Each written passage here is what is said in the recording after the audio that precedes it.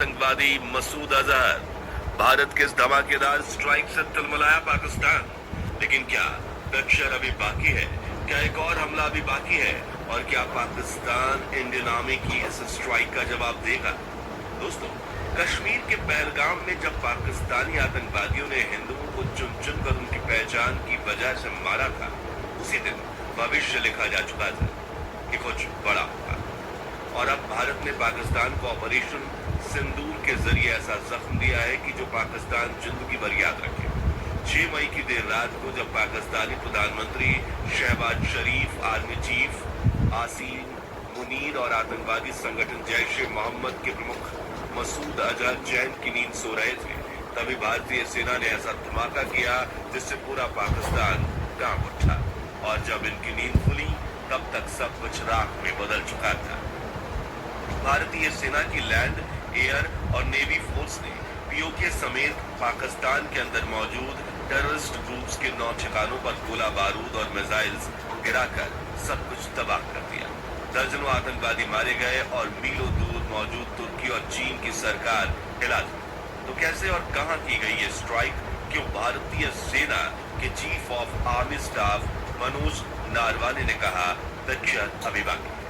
और क्या ये हमला इंडिया पाकिस्तान वॉर की चिंगारी लगा सकता है? जानने से पहले अगर आप भी भारतीय सेना पर गर्व करते हैं तो वीडियो को लाइक करने के साथ कमेंट बॉक्स में जय जवान जय हिंदुस्तान जरूर लिखिए। दोस्तों, पहलगाम नरसंहार के दौरान आतंकवादियों ने 26 बेकसूर नागरिकों को मार दिया, महिलाओं के सुहाग उजाड़ दिए और कहा जाके मोदी को बताना।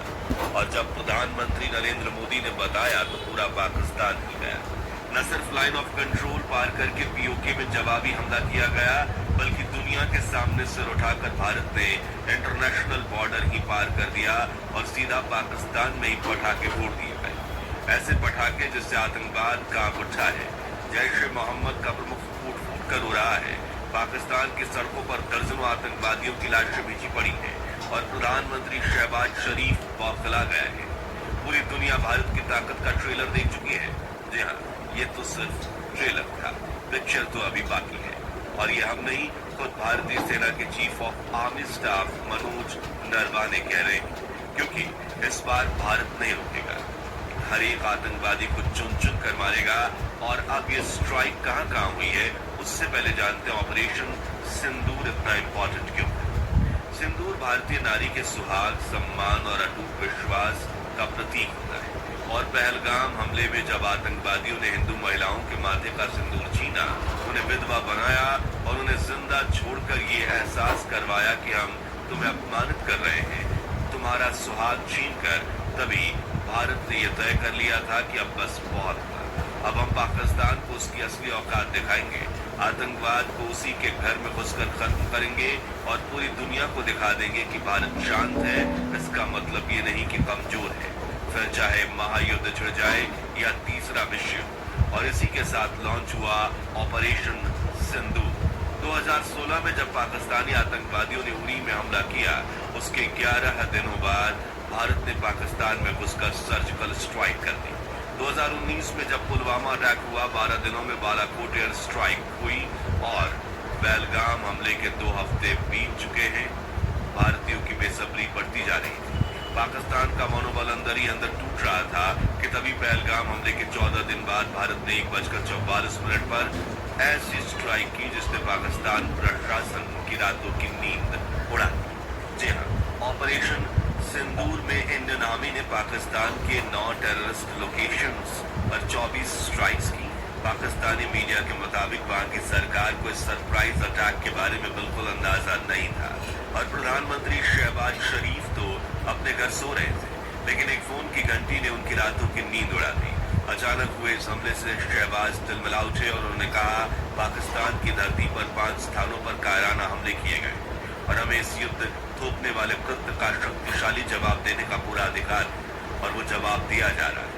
आगे वो लिखते हैं कि पाकिस्तानी सेना और राष्ट्र दुश्मन से निपटना अच्छी तरह से जानते हैं, हम कभी भी उनके नापाक इरादों को सफल नहीं होने देंगे। दूसरी तरफ जैश ए मोहम्मद आतंकवादी संगठन का गठन करने वाले मोहम्मद मसूद अजहर भी फूट फूट कर रोने लगे, क्योंकि पाकिस्तानी मीडिया के मुताबिक बहावलपुर स्थित जैश ए मोहम्मद के हेडक्वार्टर मरकज सुब्हान अल्लाह पर भारतीय सेना द्वारा किए गए स्ट्राइक में मसूद अजहर की पत्नी, बेटा, बड़ी बहन सहित उसके परिवार के 10 में से 14 लोग मारे गए और उनकी लाशें गिनते हुए मसूद अजहर बोले, अच्छा होता कि मैं भी मर जाता।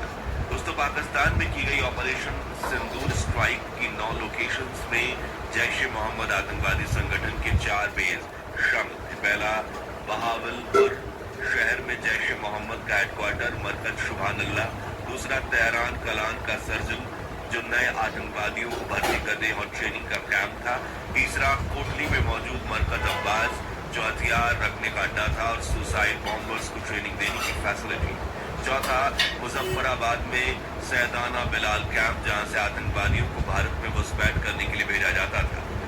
अगले 3 लश्कर ए तैयबा के बेस थे जिनसे जुड़े द रेजिस्टेंट फ्रंट आतंकवादी संगठन के टेररिस्ट ने ही पहलगाम हमला किया था, जिनमें 5वां था मुर्दी के मौजूद तैयबा का 200 एकड़ बड़ा हेक्टेयर हेडक्वार्टर मरकज तैयबा, छठा बरनाला में मरकज अहले हदीद, 7वां मुजफ्फराबाद में हब सवाई नल्ला कैंप। इसके अलावा हिजबुल मुजाहिदीन कोटली में मौजूद मस्कर रहील शहीद कैंप और सियालकोट में मौजूद महमूना जोया कैंप में भी भारतीय सेना का निशाना लगा, जहां सैकड़ों आतंकवादी छिप बैठे थे जो जम्मू कश्मीर में आतंक फैलाते।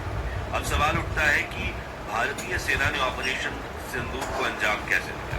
तो दोस्तों, भारतीय सेना ने इस बार जो तकनीक अपनाई उसने पूरी दुनिया के डिफेंस एक्सपर्ट को भी हैरान कर दिया। आधी रात को पाकिस्तान में मिसाइल, स्मार्ट बॉम्ब और ड्रोन से न टूट पड़ी जिन्होंने टेररिस्ट बेस को राख में बदल दिया। कुछ ठिकानों पर स्कैल्प्स मिसाइल दागी गई। ये तबाही का वो तीर है जो 500 किलोमीटर की दूर तक अपने टारगेट को बिना चूके ध्वस्त कर सकता है।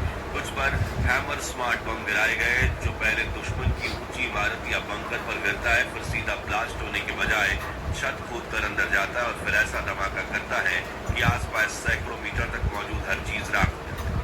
वहीं कुछ ठिकानों पर कमिकेज ड्रोन्स ने हमला किया जिन्हें टारगेट मिलते ही वो अपनी लोकेशन पर पहुंचते और गोला बारूद की बारिश कर देते। भारतीय सेना का मिराज 2000 और रॉफेल नेवी के सबमरीन और ग्राउंड लॉन्चिंग स्टेशंस ने इन मिसाइल्स को दुश्मन के अड्डों पर बरसाया और नतीजा आतंकवाद का खात्मा, पाकिस्तान को खड़ा कर। स्ट्राइक का प्लान ऐसा था कि पाकिस्तान को कोई भनक न लगने पाए। पहले भारतीय वायुसेना ने पाकिस्तानी रडार्स को जाम किया, फिर मिराज 2000 विमानों को एलओसी पार की और रॉफेल लड़ाकू विमानों ने पाकिस्तान के भीतर घुसकर टारगेट्स पर स्कैल्प्स और हैमर मिसाइलें दागी। उधर बॉर्डर पर नेवी और ग्राउंड फोर्सेस भी तैयार खड़े थे ताकि अगर पाकिस्तान पलटवार करे तो उसे रातों रात ढेर कर दिया जाए। इस तरह भारत के ऑपरेशन सिंदूर से पूरा पाकिस्तान हिल चुका है और पाकिस्तानी सरकार ने फिर से खोखली धमकियां देना शुरू कर दिया है।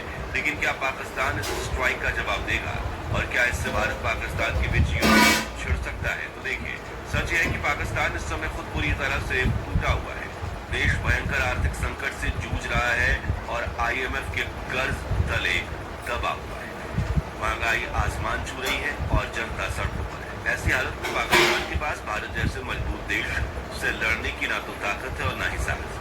ऊपर से भारत ने इस बार जो संदेश दिया है वो बिल्कुल साफ है, आतंकवाद को कहीं भी पनाह मिलेगी तो भारत वहां तक जाएगा और उसका खात्मा करेगा। बिना कोई चेतावनी, बिना किसी समझौते के पाकिस्तान सरकार भले ही बड़ी बड़ी बातें कर रही हो लेकिन अंदर से वो डर चुके हैं।